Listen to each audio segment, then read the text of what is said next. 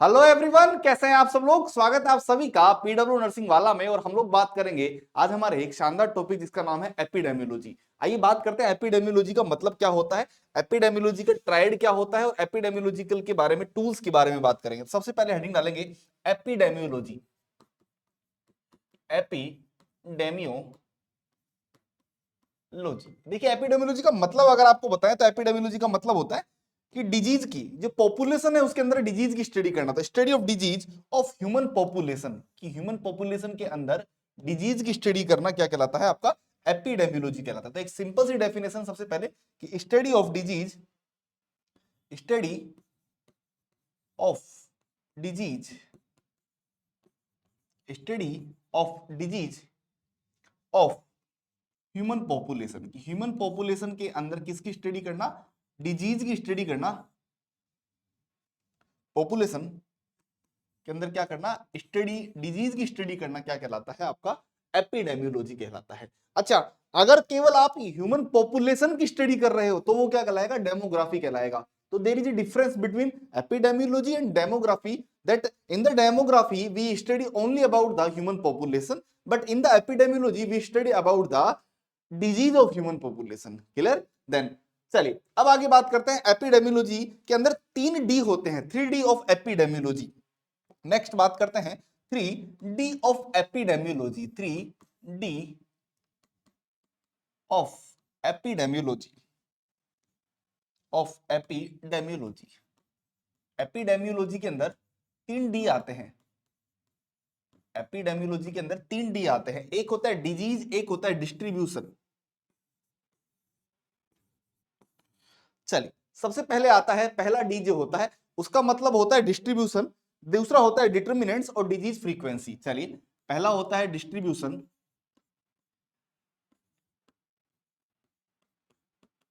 दूसरा होता है डिजीज फ्रीक्वेंसी और थर्ड होता है डिटर्मिनेंट्स, कि वो किस पर डिपेंड करता है। डिटर्मिनेंट्स क्या है, डिटर्मिनेंट्स, डिटर्मिनेंट्स एनईएनटीएस। ठीक है, तो ये 3D होते हैं जो एपिडेमियोलॉजी के अंदर जो है कंसीडर किए जाते हैं। अब अगर बात करें अप्रोच की, बात करें एपिडेमियोलॉजी की, दो अप्रोच होती है। एक होता है आस्किंग द क्वेश्चन, हम लोग पॉपुलेशन के अंदर क्या करेंगे, लोगों से सवाल पूछेंगे कि भैया आपको कोई डिजीज तो नहीं है, कि गांव में किसी को कोई डिजीज तो नहीं है, कि कहीं कि गांव में कोई और बीमार तो नहीं हो रहा। तो हम लोग आस्किंग क्वेश्चन, अप्रोच, दो अप्रोच होती है, एक आस्किंग द क्वेश्चन और एक मेकिंग कंपेरिजन, कि हम लोग कंपेयर करेंगे कि पहले कैसी कंडीशन थी अब कैसी कंडीशन है, पहले कितने लोग थे अब कितने लोग हैं। मान लीजिए कोई डेथ तो नहीं हो रही, कोई मर तो नहीं रहा है कोई, या किसी बीमारी की वजह से तो नहीं मर रहा है। तो approach of epidemiology. Next approach is, approach, ऐसे अप्रोच लिखेंगे इसको, अप्रोच या approaches of epidemiology, demiology, epidemiology, epidemiology की अप्रोच। कौन कौन सी अप्रोच होती है, आस्किंग क्वेश्चन, हम लोग क्या करेंगे, क्वेश्चन पूछेंगे लोगों से, हम लोगों से सवाल पूछेंगे कि भैया गांव में कोई बीमार तो नहीं है, हाँ आपके परिवार में कोई बीमार तो नहीं है। तो पहली अप्रोच यही होती है एपिडेमियोलॉजी की डिजीज की स्टडी करने की, आस्किंग क्वेश्चन।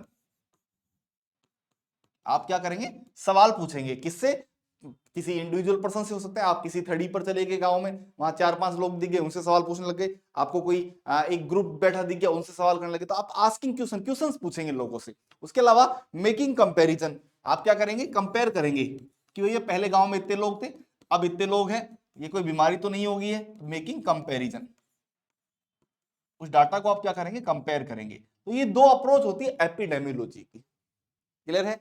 चलिए अब बात करते हैं एपिडेमियोलॉजिकल ट्रायड की। एपिडेमियोलॉजिकल ट्रायड होता क्या है, देखिए सबसे पहले अगर बात करें एपिडेमियोलॉजिकल ट्रायड के अंदर तीन चीजें होती है, मतलब तीन, एक एक ट्राइंगल होता है, एक ट्राइंगल है ये एपिडेमियोलॉजी के अंदर। हम लोगों को ट्राइंगल की स्टडी करनी है जिसके अंदर होता है, एक होता है होस्ट, एक होता है होस्ट, एक होता है एजेंट और एक होता है एनवायरमेंट, एनवायरमेंट। और इन तीनों में से जब तीनों आपस में, ये मैं बोलूं तीनों आपस में मिलकर क्या कर रहे हैं, एपिडेमियोलॉजिकल ट्रायड बना रहे हैं, जिसमें से एजेंट क्या करेगा, अगर एजेंट हाइपर हो गया, होस्ट लॉस, होस्ट कम हो गया, होस्ट की रेजिडेंसी या होस्ट की इम्यूनिटी कमजोर हो गई, तो क्या होगी, डिजीज होगी। देखो पढ़ते हैं, एजेंट पैथोजन हो सकता है, host and environment called epidemiological triad, इन तीनों को मिलाकर हम लोग क्या बोलते हैं, एपिडेमियोलॉजिकल ट्रायड बोलते हैं।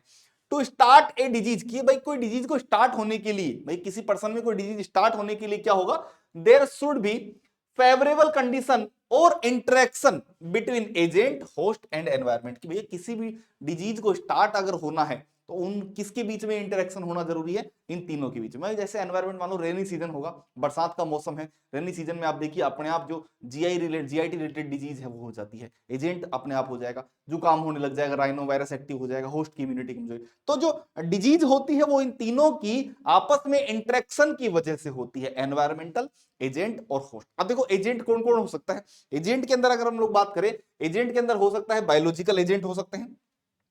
एजेंट के अंदर क्या क्या हो सकता है, एजेंट के अंदर बायोलॉजिकल एजेंट हो सकते हैं, इट में बी बैक्टीरिया, वायरस, प्रोटोजोआ, कुछ भी हो सकता है एजेंट। बैक्टीरिया के अंदर बहुत सारे हैं, हम लोग पढ़ते हैं पंडित का टीकन्यू है, पास्चुरेला पेप्टिस, हाँ, उसके अलावा डिप्थीरिया, कोर्निबैक्टीरियम डिप्थीरिया, टाइफाइड का साल्मोनेला टाइफी, हाँ, उसके अलावा का कुष्ठ रोग, वूफिंग कफ जिसको bordetella pertussis, tetani, clostridium tetani, हैजा vibrio cholerae, HIV AIDS, small pox, mumps, बहुत सारे जो है बैक्टीरिया वायरस डिजीज को क्योज कर रहे हैं। न्यूट्रिएंट में क्या हो सकता है, न्यूट्रिशन की वजह से भी उसके अंदर कमी हो सकती है, मान लीजिए प्रोटीन की कमी हो, या कार्बोहाइड्रेट की कमी हो, विटामिन की कमी हो, मिनरल्स की कमी हो, वाटर की कमी हो, इनकी वजह से डिजीज हो। एजेंट की, एजेंट कुछ भी हो सकता है, मान लीजिए फिजिकल, वो किसी ने गर्म तवे पे हाथ लगा दिया, तो एजेंट तो है ही ना भैया, एजेंट तो है। तो हो सकता है हीट हो, कोल्ड हो, या कोई ह्यूमिडिटी हो। केमिकल्स में क्या क्या हो सकता है मेटल्स हो, यूरिया हो, या बिलीरुबिन, इनकी कमी, इनकी ज्यादा हो जाए, इनकी वजह से हो सकता है। बिलीरुबिन जॉन्डिस क्योज करता है, आपको पता है। हाँ, सोशल एजेंट स्मोकिंग हो सकता है, भाई स्मोकिंग बहुत ज्यादा कर रहा है तो एड्स होने के खतरे हैं। पुअर्टी, उसको गरीबी है बहुत ज्यादा। ड्रग और एल्कोहल अब्यूज, उसके अंदर वो ड्रग ले रहा है, एल्कोहल अब्यूज हो रहा है वो, तो दिक्कत हो सकती है। तो ये सारे फैक्टर्स क्या है, सारे एजेंट जो है ये डिजीज क्योज कर सकते हैं। अच्छा, एनवा होस्ट क्या हो सकता है, हमारी बात करें हो सकता है कि होस्ट आल्सो, होस्ट के कुछ फैक्टर्स है वो भी रेस्पॉन्सिबल होते हैं। Host factors responsible for causation of disease are, हो सकता है उसकी एज बहुत ज्यादा हो, एज बहुत कम हो। सेक्स, हो सकता है कि कोई डिजीज पर्टिकुलरली किसी पर्टिकुलर सेक्स के लिए, जैसे टर्नर सिंड्रोम केवल फीमेल्स में है, क्लाइनफेल्टर केवल मेल में है। हाँ, एथेंटिसिटी, जेनेटिक फीचर्स हो सकते हैं, लाइफ स्टाइल हो सकती है, मान लीजिए वो डेली अल्कोहल ले रहा है, वो स्मोकिंग कर रहा है, living habits, use of alcohol, nutrition, exercise, हाँ, ब्लड ग्रुप, एंजाइम्स आदि, ये सब हमारे जो है डिजीज हो सकती है। मान लीजिए पर्टिकुलर एक ब्लड ग्रुप की वजह से डिजीज हो रही है, तो होस्ट का, वो किसका कमी है, वो होस्ट की वजह से।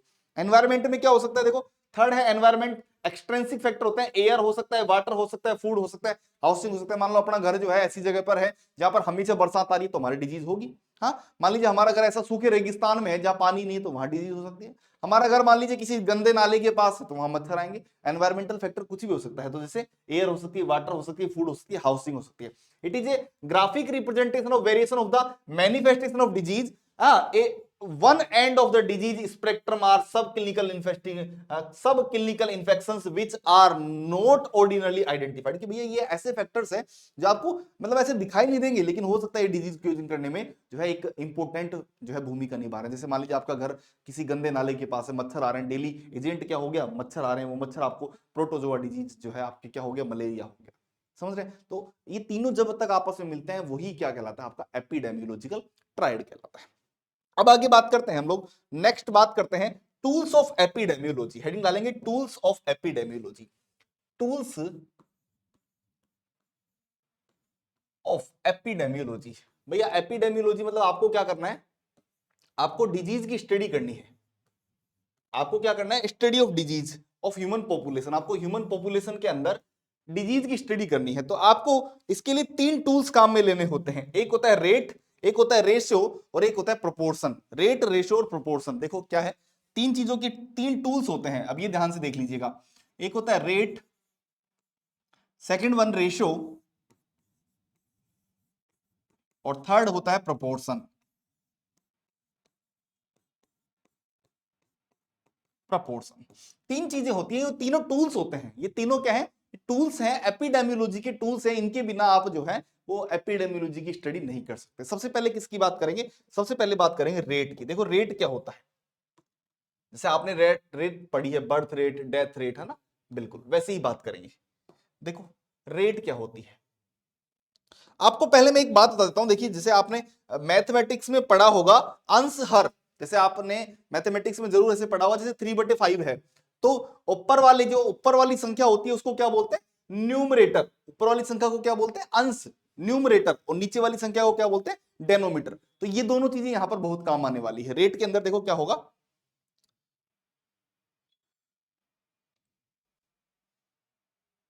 देखो रेट क्या होती है, when numerator is a part of denominator, when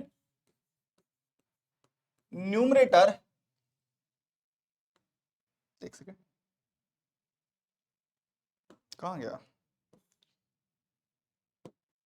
देखिए when,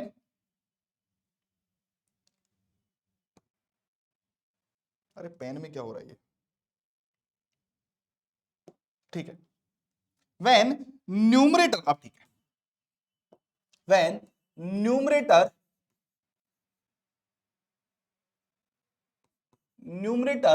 is a part of, is a part of denominator, denominator,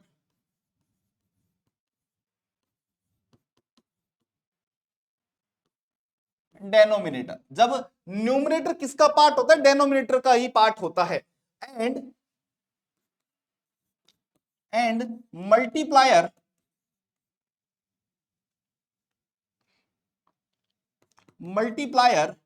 is 1000, multiplier कितना होता है, 1000 होता है, उसे क्या कहेंगे, उसे कहेंगे रेट। जैसे एग्जांपल मैं आपको बताता हूं, birth rate, example IMR, infant motility rate, IMR infant motility rate क्या होगा, number of death, number of death या नंबर ऑफ बर्थ, इसको लिखते हैं हम लोग number of infant death, number of infant death, number of infant death upon total mid year population, estimated mid year population की आधे साल में कितनी पॉपुलेशन है,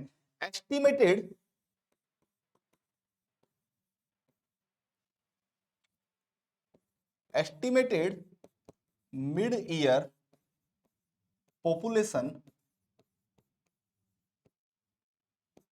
एस्टिमेटेड मिड ईयर पॉपुलेशन, और इसको मल्टीप्लाई कर देंगे किससे, 1000 से मल्टीप्लाई कर देंगे, ये हमारा निकल के आ गया क्या, ये हो गया हमारा रेट। ये किसका फॉर्मूला है, डेथ रेट का, इन्फेंट मोर्टिलिटी रेट का। वैसे ही सेम होगा बर्थ रेट का, बर्थ रेट का, बर्थ रेट का क्या होगा, number of birth during year,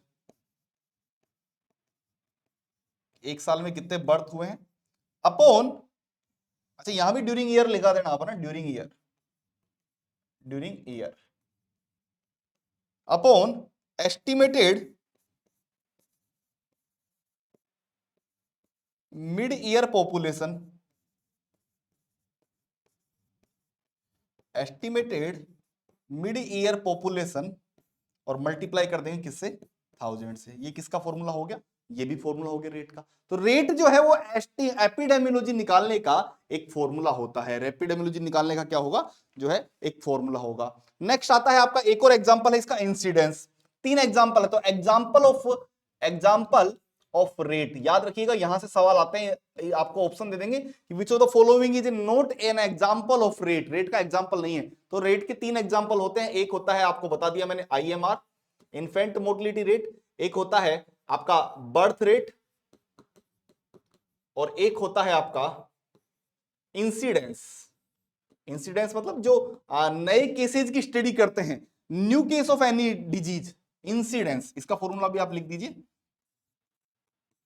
incidence का फॉर्मूला भी लिख रहा हूं मैं यहां पर, new case of any disease upon mid year population, new case of any disease upon total population, new case of any disease. देखो अगर ओल्ड केस है तो उसको बोलते हैं प्रीवलेंस, और नए केस हैं तो उसको बोलते हैं इंसिडेंस अपॉन टोटल पॉपुलेशन और मल्टीप्लाई कर देंगे किससे, 1000 से मल्टीप्लाई कर दो। ये होता है इंसिडेंस का फॉर्मूला। तो ये तीनों फॉर्मूले जरूर आते हैं भैया। और ये तीनों जो है एग्जांपल है वो किसके एग्जांपल है, ये तीनों एग्जांपल जो है आपके एपिडेमियोलॉजी रेट के एग्जांपल। अच्छा, एक कंफ्यूजन होता है बच्चों को, एमएमआर मैटरनल मोर्टेलिटी रेट, वहां रेट लिखा हुआ है, लेकिन याद रखिएगा वो रेट का एग्जांपल नहीं है। एक कंफ्यूजन होता है सबसे बड़ा, मैं फिर लिख देता हूं, MMR is not a rate, MMR is a ratio. MMR जो है वो रेट नहीं है, एमएमआर एक रेशियो है। अभी बताऊंगा मैं आप लोगों को। तो सबसे पहले रेट के 3 एग्जांपल होते हैं, याद रखिएगा, सवाल आता है यहां से। नेक्स्ट अगला पार्ट है हमारा रेशियो। रेशियो सेकंड डालिएगा। रेशियो में क्या होगा, numerator and denominator are different value, दोनों जो है वो एक दूसरे से रिलेटेड नहीं है। सेकंड डालिएगा ratio. When numerator and denominator, when numerator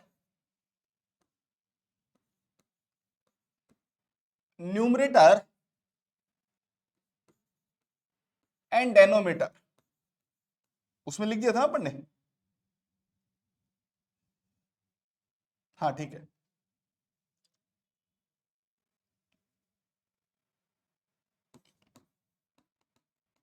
numerator and denominator are not related, मतलब दोनों एक दूसरे से रिलेटेड नहीं होते।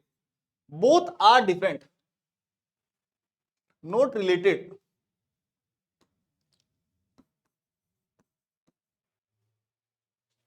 बोथ आर डिफरेंट,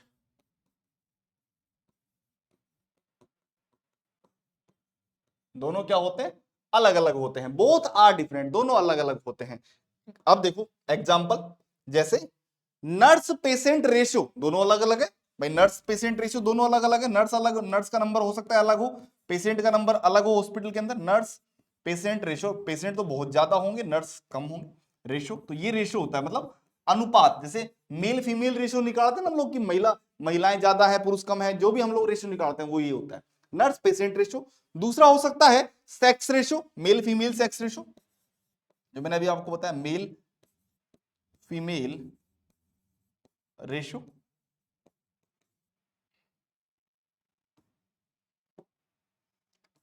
एक एग्जांपल और होता है यहां पर, याद रखिएगा, स्टूडेंट टीचर रेशियो, वो भी अलग अलग है भैया।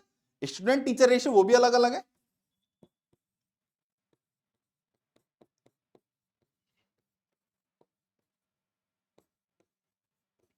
Student teacher ratio. और एक चौथा होता है example MMR, maternal mortality rate. और ये सबसे ज्यादा सवाल जो है ये पूछा जाता है यहां पर, सबसे इंपॉर्टेंट चीज है ये सवाल 101% आपको मिलेगा कि एमएमआर एक रेशियो है, रेट नहीं है। एमएमआर की फुल फॉर्म क्या होती है, मैटरनल मोर्टिलिटी रेट, लेकिन वो जो है वो रेशियो होता है, रेट नहीं होता।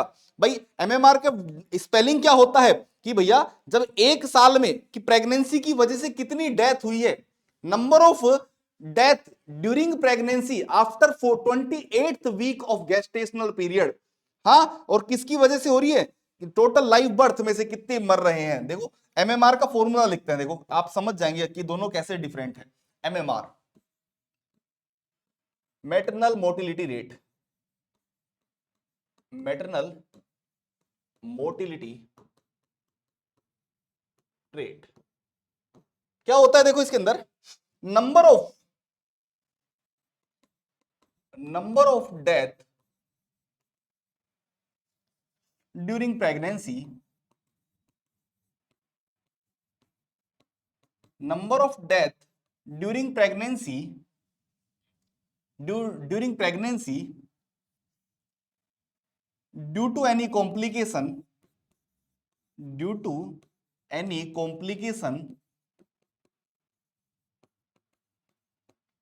after 28th day to 28th after 28th week to 42 day of postpartum, कि भैया 28वें वीक से लेकर जो 42 दिन होते हैं, 42 डे ऑफ पोस्टपार्टम के बीच में जो डेथ हो रही है वो क्या कहलाती है? आपकी मैटरनल मोर्टेलिटी रेट। और ये किसमें से निकालते हैं? Total number of live birth की, कितने बच्चे जिंदा हुए हैं, total number of live birth, total जितने जिंदा हुए हैं उनमें से, भाई मान लो 1000 बच्चे पैदा हुए, 1000 बच्चे पैदा हुए, लेकिन जो है वो 7 महिलाएं मर गई, 7 महिलाएं मर गई, ये क्या होता है? ये आपका एमएमआर होता है। तो देखो न्यूमरेटर और डेनोमीटर दोनों अलग अलग है। जो डेनोमीटर है वो तो लाइव बर्थ, बच्चे कितने पैदा हो रहे हैं और महिलाएं कितनी मर रही है, तो दोनों अलग अलग है या नहीं है? जब दोनों अलग अलग होते हैं तो उसे क्या कहते हैं? उसे हम लोग कहते हैं आपका रेशो। क्लियर है? चलिए तीसरा आता है आपका प्रोपोर्शन। थर्ड होती है, थर्ड वैल्यू जो हम लोग लिखेंगे प्रोपोर्शन। प्रोपोर्शन थर्ड है प्रोपोर्शन।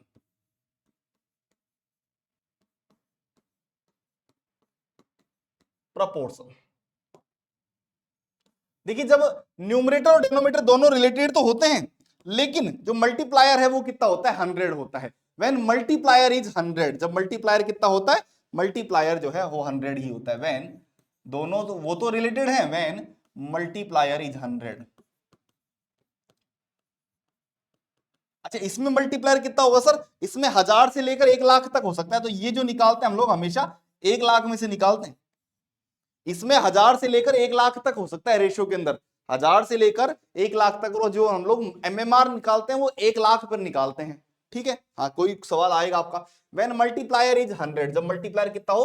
100 होता है। और बोथ वैल्यूज आर रिलेटेड, दोनों क्या होती है? रिलेटेड होती है। बोथ आर रिलेटेड, दोनों रिलेटेड होते हैं। कौन? Numerator and denominator, both are related, दोनों क्या होते हैं? रिलेटेड होते हैं, एक दूसरे से संबंधित होते हैं, बोथ रिलेटेड होते हैं। ठीक है? उसको बोलेंगे प्रोपोर्शन। और इसके एग्जांपल है आपके, जैसे केस फर्टिलिटी रेट, एग्जांपल लिख दो इसके, CFR, केस फर्टिलिटी रेट।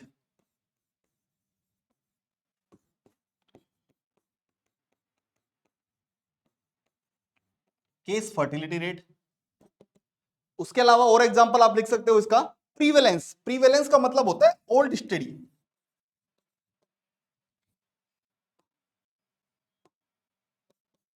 प्रीवेलेंस, प्रीवेलेंस का मतलब क्या होता है? नंबर ऑफ डिजीज या number of death due to any disease, number of death